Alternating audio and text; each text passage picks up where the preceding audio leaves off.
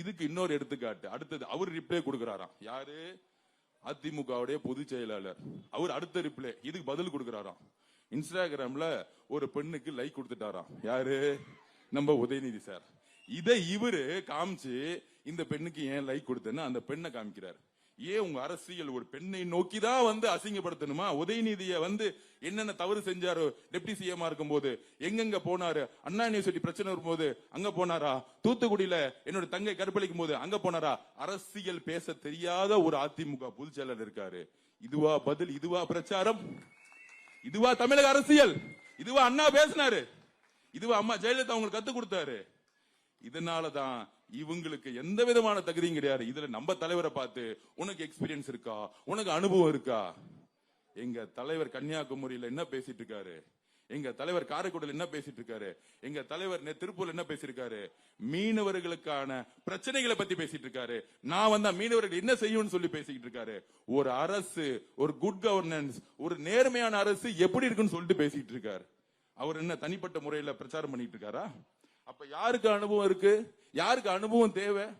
So இந்த மாதிரி அரசியல் அனுபவமும் அரசியலுடைய அறிவும் மக்களுடைய உணர்வுகளும் மக்களுக்கு என்ன செய்யணும் செய்யக்கூடிய சிந்தனை இல்லாதவர்களும் கிட்ட அதிகாரமும் பணபலமும் இருக்கிறதுனால நம்மள மாதிரி எளியவர்களை அவங்க நகைப்புக்குரியாக்குவாங்க, பொய்யான குற்றச்சாட்டு சொல்லுவாங்க, ஒரு தவறான பிரச்சாரத்தை உருவாக்குவாங்க.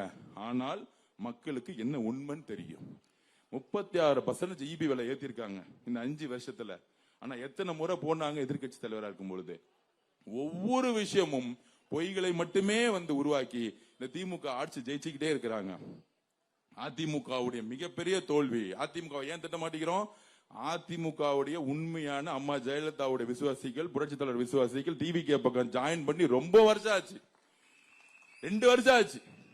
இன்னைக்கு 35% மேல நமக்கு ஓட் பேங்க் இருக்குன்னு சர்வே சொல்லுதுன்னா நாம் வெற்றி பெற போறோம்.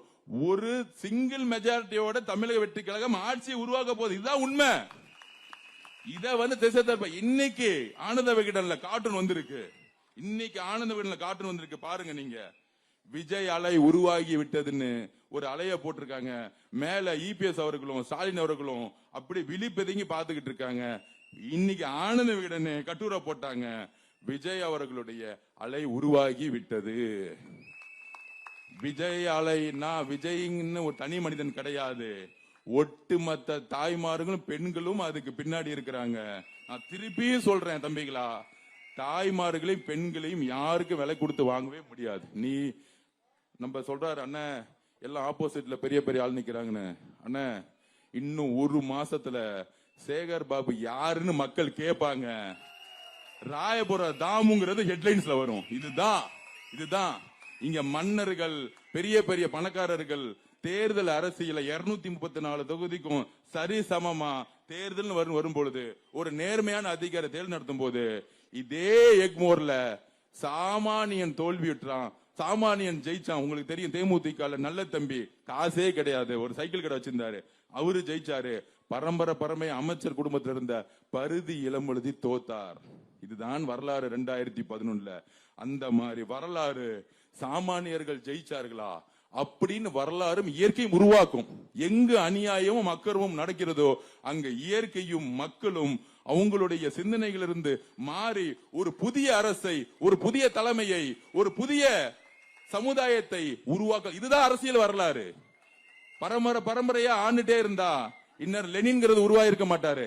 பரம்பரை ஆண்டுட்டு இருந்தா பேரிங்கர் அண்ணான்னு ஒரு சாமானியன் முதலமைச்சரா இருக்க முடியாது. பரம்பரை ஆண்டுட்டு இருந்தா சாப்பாட்டே இல்லாம நாடகத்துல நடிச்ச, சினிமாவில் நடிச்ச புரட்சி தலைவர் எம்ஜிஆர் அவர்கள் முதலமைச்சரா இருக்க முடியாது. பரம்பரையா ஆட்சி பண்ணுனா எங்களுடைய தலைவர், சாமானிய தலைவர் முதலமைச்சரா வர்றதை யாராலையும் நிப்பாட்ட முடியாது. இது வரலாறு.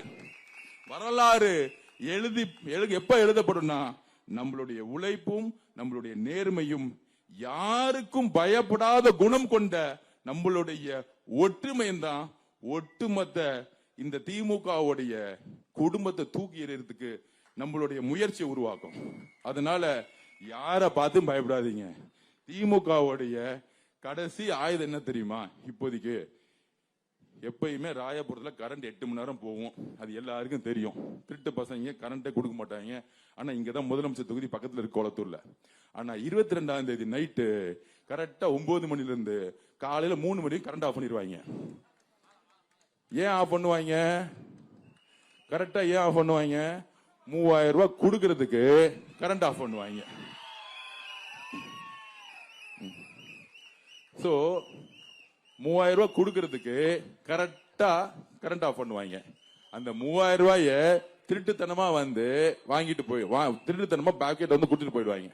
3000 ரூபாய் கொடுக்கட்டும், அது அப்படியே நம்ம வேண சாமி கிட்ட வச்சுக்கிட்டு ஓட்ட வந்து நீ எழுதி வச்சுக்கோங்க. தமிழக வரலாற்றில் முதல் முறையா குடும்பமா பூத்துக்கு போய் தமிழக வெற்றி கழக விசில் சம்பல்ல குத்திட்டு, எப்படி திருச்செந்தூர்லயும் வேளாங்கண்ணிலையும் நாகர்கோவிலையும் குடும்பமா கோயில் போவாங்களோ அந்த மாதிரி தமிழக வெற்றி கழகத்துக்கு குடும்பமா ஓட்டு போட காலையிலே வருவாங்க. 85ல இருந்து 90% தமிழ்நாட்டுல முதல் முறையா மக்கள் வந்து ஓட்டு போட போறாங்க. நான் இப்பயே கணக்கு சொல்றேன். அந்த புதுசா ஓட்டு போற 15 பசமும் நம்ம கிட்ட இருக்க ஆல்ரெடி ஓட் பேங்கும் சேர்ந்து தமிழ்நாட்டில் ஒரு மிகப்பெரிய சுழற்சியை உருவாக்கும். தமிழக வெற்றி கழகம் அறுதி பெரும்பான்மையுடன் ஆட்சி அமைத்து, எப்படி பேரறிஞர் அண்ணா மாதிரியோ புரட்சி தலைவர் எம்ஜிஆர் மாதிரியோ புரட்சி தலைவர் அம்மா அவர்களை என்ன பண்ணாங்க, சட்டசபையில சாரிய பிடிச்சு கீழே இழுத்தாங்க. ஆனா தமிழக மக்கள் அப்படியே தூக்குனாங்க. உயிரோட இருக்க வரைக்கும் அசைக்க முடியல அந்த அம்மாவை. அந்த மாதிரி ஒரு தலைமையை 2026 காலமும் நேரமும் இயற்கையும் தமிழக மக்களும் உருவாக்குவார்கள். நீங்க தைரியமா தேர்தல் பண்ணி செய்யுங்க. நம்ம வெல்லுவோம், மாற்றத்தை உருவாக்குவோம். நன்றி. பில்டப்புக்கெல்லாம் டைம் இல்ல. இருப்பா 5 நிமிஷம் தான் பாரு. இருப்பா 5 நிமிஷம் தான் பாருங்க. ஒண்ணு தெரிஞ்சுக்கங்க, இந்த தொகுதியில நிக்கிறது தாமு கிடையாது, இந்த தொகுதியில நிக்கிறது தளபதி. தமிழ்நாடு அரசியல் வரலாற்றுல ஒரு ஆட்டோக்காரரை மாவட்ட செயலாளர் ஆக்குவாங்களா? ஆக்க முடியுங்கிறதுக்கு உலக சாதனை நிக்கிற ஒரு பேரு தாமு, தளபதி. சரி, ஆட்டோ ஓட்டினாங்க, மாவட்ட செயலாளர் ஆக்குனாங்க. சாதாரண குடும்பம், பிரவுன் சட்டை தான் போடுறாரு. எம்எல்ஏ வேட்பாளர் ஆக்குவாங்களா? வேட்பாளர் இல்லைங்க, ராயபுரத்துக்கு காப்பாளரா நிக்கிறாரு தாமு, தளபதி. அவர் சில சமயம் பேசும்போது அண்ணன் எங்களுக்குள்ள ஒளிமுறை இல்லாம ரொம்ப வெளிப்படையா பேசிக்குவோம். நான் சாதாரண ஆட்டோக்காரன் பாரு அண்ணா, நெஞ்சு நிமித்தி சொன்னா ஊர் அடிச்சு உலையில போற திமுக காரன் கிடையாது, உழைக்கக்கூடிய ஆட்டோக்காரன். ஏங்க இவ்வளவு பிரச்சனை இருக்கு இந்த ராயபுரத்துல? ஆதவ் சார்ட்ட பேசும்போது நாங்க பல விஷயம் பேசும்போது அவர் பொலிட்டிக்கல் சயின்ஸ் சொல்வாரு. கண்டினியூஸ் இன்டர்ஃபரன்ஸ் நமக்கு புரியுற மாதிரி சொல்லணும்னா, முனிசிபல் கவுன்சிலர் இருந்து மாண்புமிகு அமைச்சர் வரைக்கும் ஒவ்வொரு வேலையிலுமா தலையிடுறது. கட்டிங் கொடு, கமிஷன் கொடு, என்ன கவனி, அப்புறம் இப்படியே இருக்கிறாங்க பாருங்க. இதெல்லாம் செய்யறவங்க நல்லவங்களாம், பெரிய தலைவர்களா, அனுபவசாலிகளா. ஆட்டோல ஒரு 500 ரூபாய் கட்டு கட்சா கூட கொண்டு போய் போலீஸ் கொடுத்துரு, எந்த தாய்மாரத்தை கொடுத்துருசான்னு சொல்ற இவரு நல்லவரா? யோசிச்சு பாருங்க. இந்த மேடைய பாருங்க, எத்தனை பேர் இருக்காங்க, ஒவ்வொருத்தரும் ஒரு விதம். எங்க அக்கா சிங்கப்பன் தேவகி, இதோ வட சென்னை ராமகிருஷ்ணன், அவர் சாதாரண குடும்பம், இன்னும் வாடகை கட்ட கஷ்டப்படுறாரு. அதோ எங்க அண்ணன் தாமு, இதோ ஆதவ் சார் உண்மையை பேசுறதுக்காக ஊடகத்தில இருந்து எதிர்கட்சி வரைக்கும் எவ்வளவு அடி அடிச்சாலும் உண்மையின் பக்கம் நிற்கக்கூடிய மா மனிதன். இது உங்களுக்கு கிடைத்திருக்கக்கூடிய வாய்ப்பு. இந்த இடத்துக்கு நான் ஒரு 10 நிமிஷம் முன்னாடியே கூட வந்திருக்கலாம். தாமு அண்ணன் பங்கன் அத்தனை கட்சிக்காரங்க ரோட்ல வச்சு பாட்டு போட்டுட்டு இருக்காங்க. பாட்டு மட்டும் தான் நீங்க போட முடியும். மக்களுடைய ஓட்டு எல்லாம் இங்கதான் போடுவாங்க. தாமு வெற்றி பெறுவார். அவர் ஃபேமிலி எனக்கு தெரியும். உள்ள ஒன்று வைத்து புறம் ஒன்று பேசாத மனிதர்.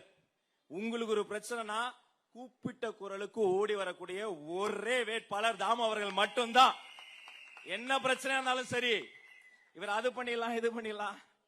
ஐயா அரசியல்வாதிகளா, அனுபவசாலிகளா, நீங்க எதுவுமே பண்ண முடியாது. எது பண்ணாலும் அவரை மாத்த முடியாது. ஏன் தெரியுமா? அவர் சாதாரண மனிதன் கிடையாது, அவர் தளபதியின் பக்தன்.